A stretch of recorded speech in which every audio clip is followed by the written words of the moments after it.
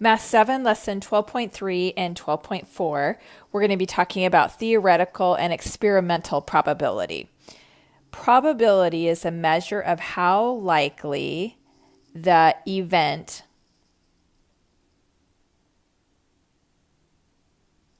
will occur. It's represented by a ratio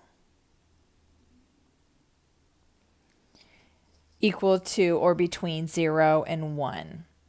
The theoretical formula is, this is actually probability of an event. Looks like this, probability of the event.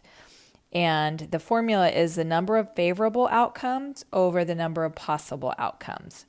And it can be expressed as a fraction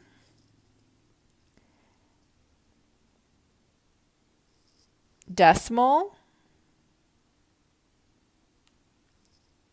and percent. And we'll be doing a few of these so you can see then what I'm talking about. Experimental probability is the ratio of the number of times an event occurs to the total number of trials. So theoretical is you're predicting what's going to happen. Experimental probability is what actually happened. So the formula for experimental is the probability of experimental is the number of times an event occurs over the number of trials, the number of times that you actually did that. And the theoretical probability is the number of events.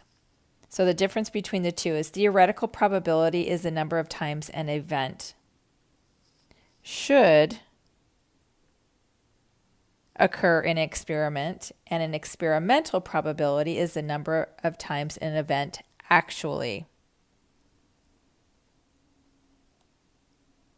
occurs in an experiment. So let's take a look at how this actually plays out. So let's do some examples. A die is tossed 20 times. The results are shown in the frequency table.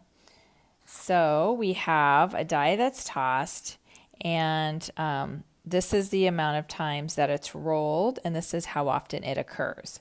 So the first question is, what is the theoretical probability of landing on a 3? So the theoretical probability is we take a dice, and how many different ways can we have a 3? Well, there are 6 sides of a dice, so there's 1 out of 6 of those would be a 3. The second question is, what is the experimental probability of not landing on a 3? So the experimental probability is what actually happened. So right here, these are the amount of times that you landed on a 3, and 5 of the 20 times it landed on a 3. So the question is, what is the experimental probability of not landing on a 3? So if it landed on 5 out of 20 times, then 15 out of 20 times it did not land on a 3. And 15 out of 20, written as a fraction, is the same as 3/4. Next question, what is the experimental probability of landing on a 5? So landing on a 5, experimental is what actually happened. So 4 of the 20 times they landed on a 5. So that would be 1/5. And then the next question is, what is the theoretical probability of not landing on a 5? So when you're rolling the dice, the amount of times you can land, or the probability of landing on a 5 is going to be 1 out of 5. Or sorry, 1 out of 6, because there are 6 different sides of the dice. So the probability of not landing on a 5 is going to be 5 out of 6.